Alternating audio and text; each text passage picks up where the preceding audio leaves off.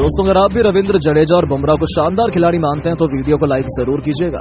दोस्तों, इंडिया और इंग्लैंड के बीच खेले जा रहे पहले टेस्ट मैच में राहुल अक्षर और जडेजा की विस्फोटक बल्लेबाजी के बाद तीसरी पारी में बुमराह के आगे नतमस्तक हुआ इंग्लैंड तीसरे दिन ही जीत की कहानी लिखने के करीब है भारतीय टीम। तो आखिर कैसे इंग्लिश टीम को मुंहतोड़ जवाब देते हुए भारतीय गेंदबाजों ने किया पलटवार?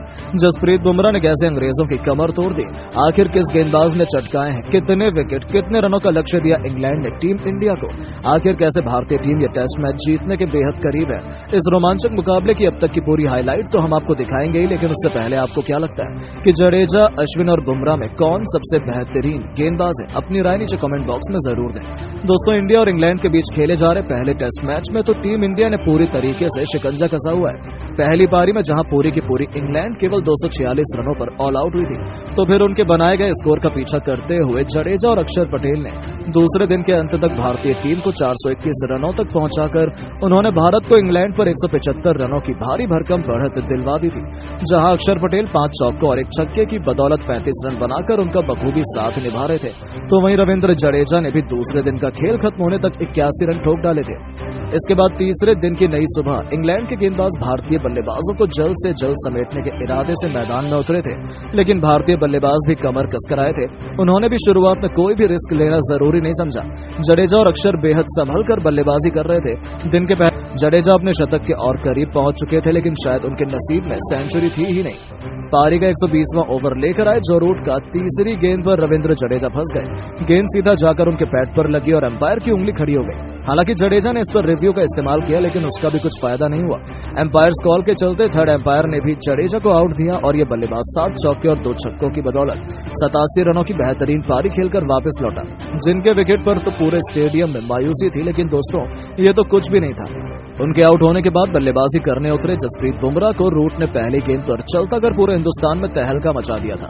लगातार 2 गेंद पर 2 विकेटों ने इंग्लैंड की इस मुकाबले में जबरदस्त वापसी करवा दी थी।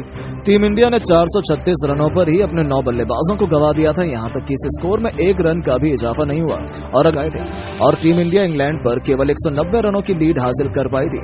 इंग्लैंड के लिए सबसे अधिक जो रूट ने 4 सफलताएं हासिल की और अपनी टीम की वापसी में सबसे बड़ा योगदान निभाया। अब तीसरी पारी में टीम इंडिया को मुंहतोड़ जवाब देने के इरादे से दोबारा से जैक क्रॉली के साथ बेन डकैत की तूफानी जोड़ी रनों की बरसात करने के लिए कदम रख चुकी थी। शुरुआत से रोहित शर्मा ने रविचंद्रन अश्विन को गेंदबाजी की कमान सौंप दी थी।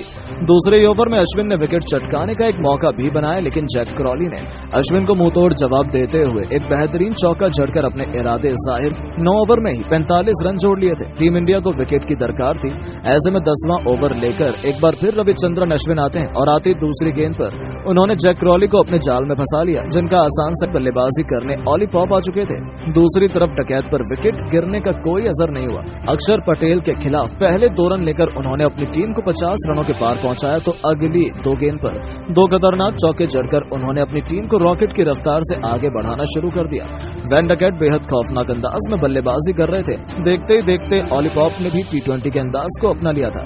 ये दोनों खिलाड़ी बेहद खतरनाक अंदाज में नजर आ रहे थे। उनकी घातक बल्लेबाजी का नतीजा हुआ कि लंच तक टीम इंडिया को कोई और सफलता हासिल नहीं हुई। लंच ब्रेक तक पारी का 19वां ओवर लेकर आए बुमराह के खिलाफ ओवर की 5वीं गेंद पर बेन डकैट के 3 विकेट उखाड़कर बुमराह ने इस बल्लेबाज के घमंड को चकनाचूर कर दिया था। उनके आउट होने के बाद अब मैदान पर जो रूट कदम रख चुके थे, लेकिन बुमराह ने तो अब इंग्लैंड की कब्र खोदने का मन बना लिया था। 21वें ओवर में एक बार फिर से जब बुमराह आए तो इस बार उन्होंने इंग्लैंड के सबसे बड़े बल्लेबाज जो रूट का शिकार किया। जो रूट को LBW कर बुमराह ने टीम इंडिया को लगातार तीसरी सफलता दिला दी थी। जहां रूट 26 ओवर में मुश्किल से इंग्लैंड केवल 131 रन बना पाई थी, वो अभी भी टीम इंडिया की बनाई गई लीड से 59 रन पीछे चल रहे थे। लेकिन जॉनी बेयरस्टो भी रविंद्र जडेजा की फिरकी का शिकार केवल 10 रन बनाकर हो गए। तो उनके आउट होने के बाद बल्लेबाजी करने उतरे कप्तान बेन स्टोक्स भी ज्यादा देर तक टिक नहीं पाए। रविचंद्रन अश्विन ने स्टोक्स का शिकार कर न केवल इंग्लैंड को 5वां झटका दिया, बल्कि उनकी आधी पारी को समेट दिया था। वो भी केवल 163 रनों के स्कोर पर में इंग्लैंड ने 195 रन बना लिए थे। उन्होंने टीम इंडिया पर 5 रनों की जीत हासिल की थी और आखिरकार 48 ओवर में जडेजा के खिलाफ सिंगल लेकर उन्होंने टीम इंडिया की लीड को खत्म कर दिया था। जहां इंग्लैंड ने 48 ओवर में 191 रन बना लिया। अब इंग्लैंड ने भारत पर बढ़त बनाना शुरू कर दिया था। 54 ओवर में इंग्लैंड ने 211 रन बना लिए थे। ऑली पॉप अपने लाजवाब शतक के बेहद करीब थे, लेकिन भारतीय गेंदबाजों ने इंग्लैंड को बहुत बड़ी बढ़त हासिल नहीं होने दी। और अब तीसरे दिन का खेल खत्म होते होते टीम इंडिया एक आसान सी जीत की तरफ बढ़ चुकी है, लेकिन